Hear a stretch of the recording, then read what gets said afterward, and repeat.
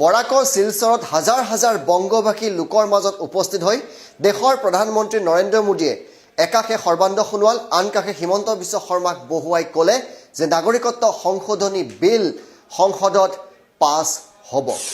কেন্দ্ৰীয় চৰকাৰে সংশোধনী বিল গৃহীত কৰাত গুৰুত্ব দিছে। নৰেন্দ্ৰ মোদী শিলচৰৰ ভাষণত নাগৰিকত্ব সংশোধনী বিলৰ প্ৰসংগ।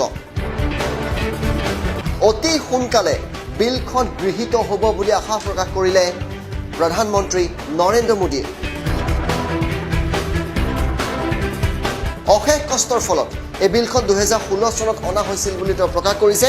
এই মুহূৰ্তত বিগ ব্ৰেকিং যে নাগৰিকত্ব সংশোধনী বিলখন সংসদত শীঘ্ৰেই গৃহীত হ'ব আৰু সেই কথা স্বয়ং প্ৰকাশ কৰিছে দেশৰ প্ৰধানমন্ত্ৰীগৰাকীয়ে, তাকো বংগবাসী লোকৰ মাজত।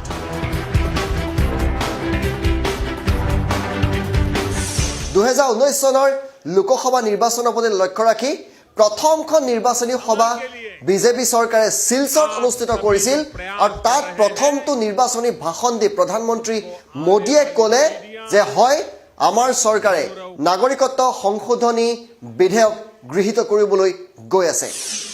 सिटीजनशिप अमेंडमेंट बिल उस पर भी आगे बढ़ रही है। ये बिल भावनाओं से जुड़ा हुआ है, लोगों की जिंदगियों से जुड़ा हुआ है। पूरे विश्व में यदि कहीं भी मां भारती में आस्था रखने वाले किसी बेटे बेटी को प्रताड़ित किया जाएगा तो वो कहां जाएगा? क्या उसके पासपोर्ट का रंग ही देखा जाएगा? क्या रक्त का कोई रिश्ता नहीं होता है? देश का विभाजन हुआ, लोगों ने विभाजन करने वालों पर भरोसा किया। कुछ लोगों को वहां की धरती से लगाव था, अपने घरों से लगाव था, वो उन्होंने वहीं रुकने का फैसला किया, वो वहीं बसे रहे। लेकिन जिन इरादों के साथ विभाजन किया गया था, उन्हीं इरादों से उनके जहन को तोड़ने का प्रयास किया गया। ऐसी परिस्थिति में क्या मां भारती अपने बेटे बेटी को, अपने बच्चों को अपने आंचल में जगह नहीं देगी? उनकी पुकार नहीं सुनेगी? ठीक है, अतीत में गलतियां हुई होगी। विभाजन के समय की नीतियों में जो कमियां रही, मैं उसके विस्तार में नहीं जाना चाहता, लेकिन उन गलतियों का प्रायश्चित आवश्यक है। साथियों, इसी सोच के साथ बहुत मंथन के बाद, हर कसौटी पर कसने के बाद, हर पहलू पर सोचने के बाद, अथक परिश्रम के बाद 2016 में सिटीजनशिप अमेंडमेंट बिल लाया गया। सिटीजनशिप अमेंडमेंट बिल ये कोई उपकार नहीं है, ये अतीत में जो अन्याय हुआ है उसका प्रायश्चित है।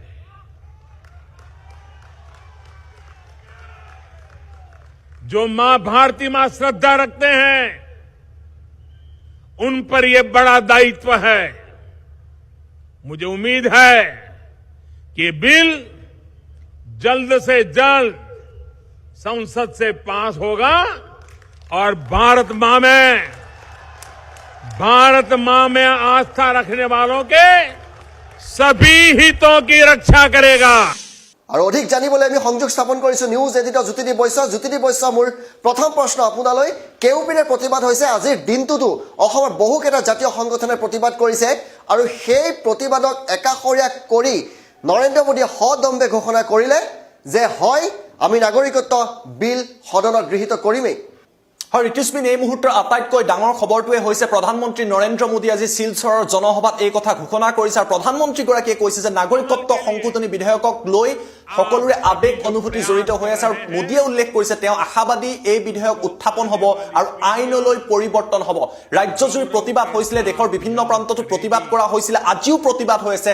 সকলো প্ৰতিবাদক নেওচি শিলচৰত জনতাৰ মাজত দেশৰ প্ৰধানমন্ত্ৰীগৰাকীয়ে স্পষ্টভাৱে ঘোষণা কৰিছে যিসকলে মা ভাৰতীক বিশ্বাস কৰে তেওঁলোকে ইয়াৰ সমৰ্থনত থাকিব লাগে আৰু নাগৰিকত্ব সংশোধনী বিধেয়ক আইনলৈ পৰ্যবেক্ষিত হোৱাৰ ক্ষেত্ৰত তেওঁ আশাবাদী বুলি তাৎপৰ্যপূৰ্ণ মন্তব্য কৰিছে। সৰ্বানন্দ সোণোৱাল, হিমন্ত বিশ্ব শৰ্মা, ৰঞ্জিত দাসক কাষত বহুৱাই লৈ এই কথা ঘোষণা কৰিছে নৰেন্দ্ৰ মোদীয়ে। ঋতুস্মিন। হয় জ্যোতিদীপ বৈশ্য, আজি প্ৰথমখন আনুষ্ঠানিক নিৰ্বাচনী সভা অসমত আৰম্ভ কৰিলে কেন্দ্ৰীয় চৰকাৰে, ৰাজ্যিক চৰকাৰে আৰু প্ৰথমখন নিৰ্বাচনী সভা শিলচৰত পাতিছে, বংগবাসী লোকৰ মাজত পাতিছে আৰু নাগৰিকত্ব সংশোধনী বিধেয়ক তেওঁলোকে গৃহীত কৰিম বুলি কৈছে। কিবা নতুন ৰাজনৈতিক সমীকৰণ? হয় ঋতুস্মিন, আপুনি যিটো প্ৰশ্ন উত্থাপন কৰিছে, কিবা নতুন ৰাজনৈতিক সমীকৰণ আছে নেকি? এই যি সংকল্প সভাৰ আয়োজন কৰা হৈছে, যে শিলচৰত বাংলাভাষী লোকসকলৰ মাজত এই সভাৰ অনুষ্ঠিত কৰা হৈছে, নৰেন্দ্ৰ মোদীৰ যদি ভাষণ চাই তাত তেওঁ কেইবাটাও কথা উল্লেখ কৰিছে। NRCৰ সম্পৰ্কত তেওঁ মন্তব্য কৰি কৈছে যে NRCৰ পৰা এগৰাকীও ভাৰতীয় বাদ নপৰিব আৰু তাৰ পাছত নাগৰিকত্ব সংশোধনী বিধেয়কক লৈ কৈছে যে এই বিধেয়ক তেওঁ আইনলৈ পৰিৱৰ্তন হোৱাটো বিচাৰিছে।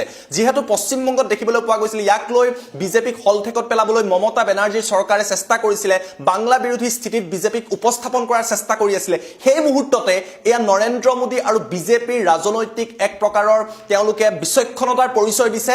শিলচৰত বাংলাভাষী লোকৰ সন্মুখত এই সভাৰ আয়োজন কৰা হৈছে আৰু ইয়াৰ পৰাই সংকল্প সভাৰ আয়োজন চলিছে আৰু 2019ত যে বাংলাভাষী লোকসকলৰ ভোট বিজেপিক লাগে সেই কথা প্ৰায় সুনিশ্চিত হৈ পৰিছে। কিন্তু পশ্চিমবংগত কেইবাখনো লোকসভাৰ আসন আছে, তাতো বিজেপিৰ চকু আছে আৰু তাৰ লগতে বৰাক ভেলীৰ যিকেইখন বিশেষ আসন আছে য'ত বাংলাভাষী ভোটে যথেষ্ট তাৎপৰ্য বহন কৰিব, এই সকলো কথাৰ প্ৰতি লক্ষ্য ৰাখি এই সভাৰ আজি অনুষ্ঠিত কৰা হৈছে। ঋতুস্মিন। জ্যোতিদীপ, NRCৰ প্ৰসংগ উত্থাপন কৰিছে আৰু তেখেতে কি কৈছে? হয় ঋতুস্মিন শৰ্মা, আজি প্ৰধানমন্ত্ৰী নৰেন্দ্ৰ মোদীয়ে NRCৰ প্ৰসংগ উল্লেখ কৰিলে আৰু সেই মুহূৰ্ততে জনতাৰ মাজত উৎসুকতা পৰিলক্ষিত হয় প্ৰধানমন্ত্ৰীগৰাকীয়ে NRCক লৈ কি ক'ব। ইতিমধ্যে NRCৰ পৰা প্ৰায় প্ৰথম অৱস্থাত প্ৰায় 40 লাখ লোকৰ নাম নথকাক লৈ যথেষ্ট বিতৰ্ক হৈছিলে আৰু তাৰ মাজত নৰেন্দ্ৰ মোদীয়ে উল্লেখ কৰিছে যে NRCৰ ক্ষেত্ৰত ভাৰত চৰকাৰে যথেষ্ট ব্যৱস্থা লৈছে, এগৰাকীও যাতে ভাৰতীয় লোকৰ নাম NRCৰ পৰা বাদ নপৰে এই ক্ষেত্ৰত মোদী চৰকাৰে গুৰুত্ব দিয়া বুলি উল্লেখ কৰিছে। কেৱল কিবাদেই নহয়, সৰ্বোচ্চ ন্যায়ালয়তো চৰকাৰৰ তৰফৰ পৰা কেইবাবাৰো এই বিষয়টোক লৈ আবেদন কৰা বুলি আজি নৰেন্দ্ৰ মোদীয়ে উল্লেখ কৰিছে। ঋতুস্মিন। অসম চুক্তিৰ 6 নং দফা হেনো কেৱল মোদী চৰকাৰহে ৰূপায়ণ কৰিবলৈ গৈ আছে, সেই কথা কৈছে জ্যোতিদীপ। হয়, নৰেন্দ্ৰ মোদীৰ যদি আজি শিলচৰৰ ভাষণ আপুনি লক্ষ্য কৰে কেইবাটাও বিষয়ক তেওঁ সাঙুৰি লৈছে অতি কম সময়ৰ ভিতৰতে। অসম চুক্তিৰ 6 নং দফাক লৈ কিছুদিন পূৰ্বে কেবিনেটে এখন উচ্চস্তৰীয় সমিতি গঠন কৰি দিছিল আৰু ইয়াৰ ক্ৰেডিট ল'বলৈ প্ৰধানমন্ত্ৰীগৰাকীয়ে নাপাহৰিলে। প্ৰধানমন্ত্ৰীয়ে ক'লে যি ঐতিহাসিক অসম চুক্তিক লৈ কোনো এখন চৰকাৰে কাম নকৰিলে একমাত্ৰ বিজেপিৰ নেতৃত্বাধীন চৰকাৰে অসমৰ ভাষা সংস্কৃতি ৰক্ষাৰ বাবে অসম চুক্তিৰ 6 নং দফা কাৰ্যকৰী কৰাৰ ক্ষেত্ৰত বিশেষ ব্যৱস্থা লোৱা বুলি প্ৰধানমন্ত্ৰী নৰেন্দ্ৰ মোদীয়ে শিলচৰৰ জনসভাত উল্লেখ কৰিছে। ঋতুস্মিন। জ্যোতিদীপ, নাগৰিকত্ব সংশোধনী বিলক লৈ অসমত যথেষ্ট হুলস্থুলীয়া পৰিৱেশৰ সৃষ্টি হৈছিলে, যথেষ্ট সমালোচনাৰ সন্মুখীন হৈছিল সৰ্বানন্দ সোণোৱাল চৰকাৰখন। তাৰ পিছতো শিলচৰত হাজাৰ হাজাৰ বংগবাসী লোকৰ মাজত উপস্থিত হৈ সৰ্বানন্দ সোণোৱাল, হিমন্ত বিশ্ব শৰ্মা, ৰঞ্জিত দাসক কাষত বহুৱাই এই ঘোষণা কৰিছে কিন্তু নৰেন্দ্ৰ মোদীয়ে। হয় ঋতুস্মিন, এটা ডাঙৰ প্ৰশ্ন। নাগৰিকত্ব সংশোধনী বিধেয়কক লৈ ৰাজ্যজুৰি প্ৰতিবাদ হৈছিলে। আজি যেতিয়া প্ৰধানমন্ত্ৰীগৰাকী শিলচৰলৈ আহিছে তাক লৈও বৰাক ভেলীৰ কেইবাটাও প্ৰান্তত সংগঠনে প্ৰতিবাদ কৰি আছে। আজি গুৱাহাটীৰ কেইবাটাও প্ৰান্তত প্ৰতিবাদ হৈছে। কিছুদিন পূৰ্বে প্ৰায় 70টাকৈ সংগঠনে নতুন দিল্লী পৰ্যন্ত প্ৰতিবাদ কৰিছিলে। সদৌ অসম ছাত্ৰ সন্থাই কৈছিলে যে চৰকাৰৰ এই কথা মানি নলয়। অসম গণ পৰিষদে কৈছিলে যে তেওঁলোকে এই বিল যদি এই আইনলৈ যদি পৰিৱৰ্তিত হয় তেওঁলোক আঁতৰি যাব। সকলো কথা নস্যাৎ কৰি নৰেন্দ্ৰ মোদীয়ে ক'লে তেওঁ আশাবাদী যে নাগৰিকত্ব সংশোধনী বিধেয়ক আইনলৈ পৰিৱৰ্তন হ'ব লাগে। ভাৰতীয় জনতা পাৰ্টি যে নিজৰ স্থিতিত অটল আছে, অৰ্থাৎ হিন্দু বাংলাদেশীক নাগৰিকত্ব দিয়াৰ ক্ষেত্ৰত এইটো যে নিৰ্বাচনৰ পূৰ্বে লোকসভা নিৰ্বাচনৰ পূৰ্বে যে বিজেপিৰ মূল ইছ্যু হ'ব, হিন্দু যি ভোট বেংক আছে সেই ভোট বেংক কনচলিডেট কৰিবলৈ মেৰুকৰণৰ বাবে যে চেষ্টা চলাইছে সেই কথা স্পষ্ট হৈ পৰিছে। তাৰ লগতে পুনৰবাৰ এটা কথা স্পষ্ট যে বাংলাদেশী যি ভোট বেংক আছে, বাংলাভাষী সেই ভোট বেংকৰ ওপৰতো বিজেপিৰ চকু আছে আৰু শিলচৰৰ পৰা সভা অনুষ্ঠিত কৰা আৰু এই কেইবাটাও ঘোষণা মোদীয়ে কৰাক লৈ এটা কথা স্পষ্ট এইবাৰ লোকসভা নিৰ্বাচনত হিন্দু কাৰ্ডখন বিজেপিয়ে পুনৰবাৰ খেলিব আৰু বাংলাভাষী ভোট ভাৰতীয় জনতা পাৰ্টিয়ে লৈ আহিবলৈ চেষ্টা কৰিব ঋতুস্মিন হয় জ্যোতি বৈশ্য আপোনাক এই মুহূৰ্তত ধন্যবাদ জ্ঞাপন কৰিছোঁ আমি পুনৰ টাইম 8 দৰ্শকসকলক এই বিগ ব্ৰেকিংটো দিছোঁ যে মোদী চৰকাৰে এই বিলখন পাছ কৰিব সদনত আৰু অশেষ কষ্টৰ ফলত এই বিলখন গৃহীত হ'বলৈ গৈ আছে বুলি মোদীয়ে কৈছে সেই মন্তব্য আমি পুনৰ আপোনালোকক শুনাইছোঁ सिटीजनशिप अमेंडमेंट बिल उस पर भी आगे बढ़ रही है ये बिल भावनाओं से जुड़ा हुआ है लोगों की जिंदगियों से जुड़ा हुआ है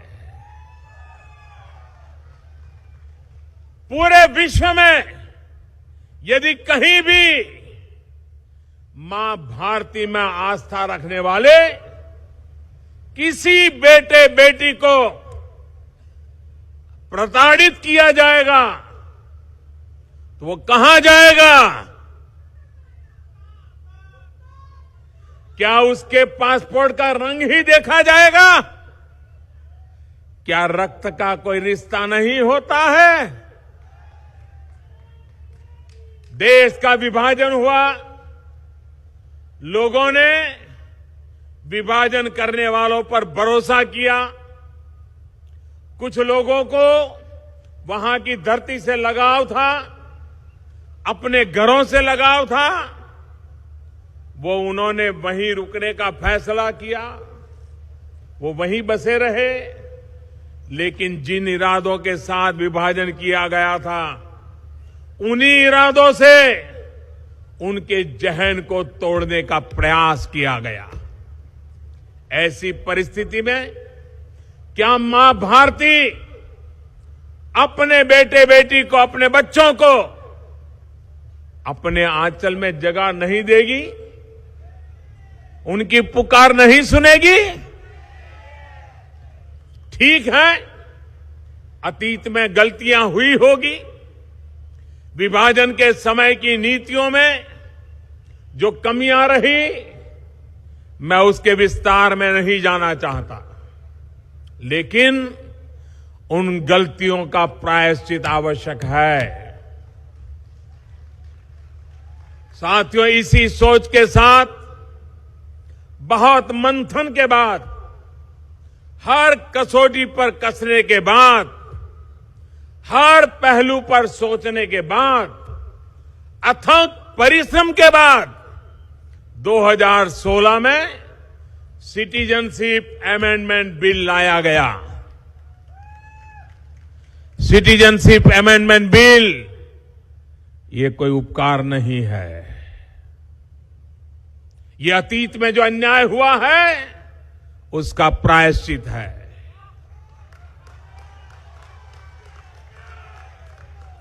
जो मां भारती मां श्रद्धा रखते हैं उन पर यह बड़ा दायित्व है मुझे उम्मीद है कि बिल जल्द से जल्द संसद से पास होगा और भारत मां में आस्था रखने वालों के सभी हितों की रक्षा करेगा